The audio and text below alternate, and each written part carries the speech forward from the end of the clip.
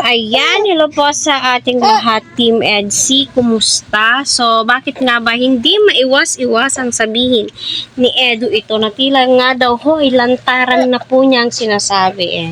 Siyempre, ang mga supporters na iba sa EDC dyan ay tuwang-tuwa po So ano po yung maa-advise po ninyo patungkol nga po dito?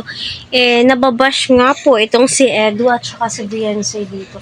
Unang-una, love team po to. Normal lamang po yan na magpakilig po sila. Kasi yan na po yung mga nakasanayan ng mga supporters. 'Di ba? So, tayo naman pong mga supporters, andito lamang, nag-aabang, sumusuporta nga po sa kanila. At lalong-lalo na po kay EDC na, my God, sisimulan na po ang kanyang pabahay. Ayan, naway patuloy po nating suportahan si Kalinga Prab, Kuya Val, at ang buong team. Huwag po natin skip ang kanilang ads para sa ganun nga po ay marami pa pong kababayan po natin ang kanilang matulungan. So, ika nga po nila, bakit ang bilis-bilis nga daw po ni Edung humakbang.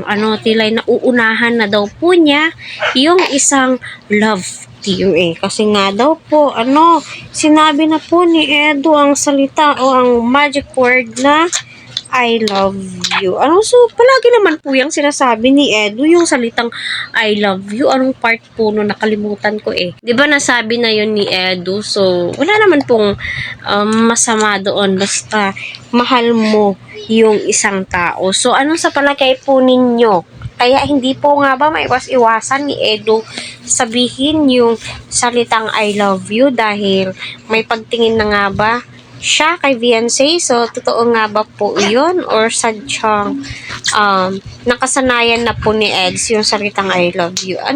So, kay Beyonce lamang po niya na ibibigkas ang salitang iyon. So, para sa akin, okay naman po yun. Para ma-express po nila sa isa't isa kung ano po yung totoong nararamdaman po nila. At si Beyonce po ang nakakaalam dyan. Kasi siya naman po palagi yung ka-love team at imposible hindi po yan sila nagkukumustahan, di ba?